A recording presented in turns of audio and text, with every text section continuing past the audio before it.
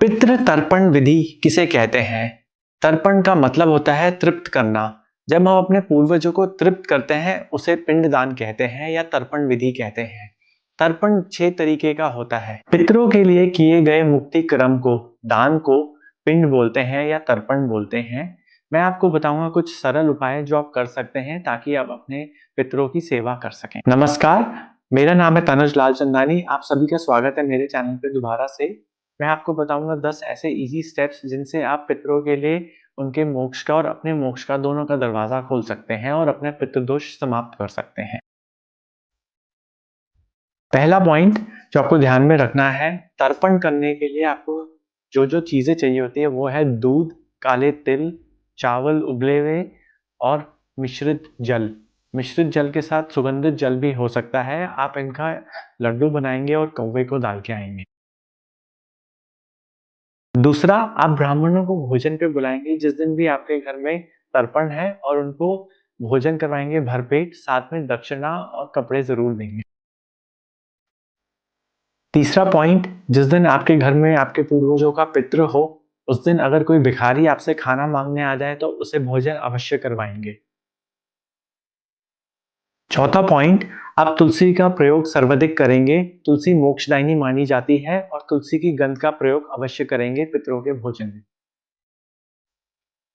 पांचवा पॉइंट, आप ध्यान रखेंगे आप जिस ब्राह्मण को भोजन के लिए बुलाएं पितृपक्ष में वो भरपेट भोजन करके जाए और उसके बाद वो भोजन ना करें, इसलिए उनकी तृप्ति अवश्य करें।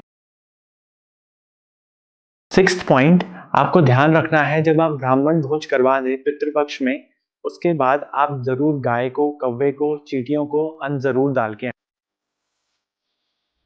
सेवेंथ पॉइंट, आपको जल का तर्पण जरूर करना है और जल का दान भी जरूर करना है। जल के दान से पितरों की प्यास बुझती है। एट्थ पॉइंट, अगर आप चाहते हैं कि आपके पूर्वजों तक भोजन का पूरा फल पहुंचे और आपको भी उसके लिए क्षमा मिल जाए और आपको फल भी मिले साथ में, तो आप ब्राह्मण को चांदी के बर्तन में खाना कराएं और साथ में ये भी ध्यान रखें अगर आपके पास यथाशक्ति है, पैसे हैं, तो आप ब्राह्मण को वो भोजन के साथ बर्तन भी दान में दें। नौवां पॉइंट, आपको ध्यान रखना है कि जो भी आप भोजन करवाएंगे ब्राह्मण को उसमें 5 चीजें अवश्य होनी चाहिए। या अगर आप भोजन ब्राह्मण को नहीं करवा सकते हैं और आप कौवे, गाय या चींटियों को अन्नदान कर रहे हैं तो उसमें 5 चीजें अवश्य होनी चाहिए। 10वां पॉइंट, आपको ध्यान रखना है कि इस समय में आप कोई भी शुभ कार्य नहीं करेंगे। सिर्फ महालक्ष्मी वाली तिथि दिन आप कुछ शुभ कार्य कर सकते हैं, अन्यथा नहीं करेंगे। तो इन छोटी छोटी चीजों को फॉलो करके आप मुक्ति का द्वार खोल सकते हैं अपने लिए।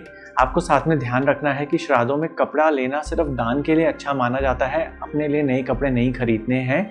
मिलते हैं अगले वीडियो के साथ, तब तक के लिए ओम गौरी शंकराय नमः।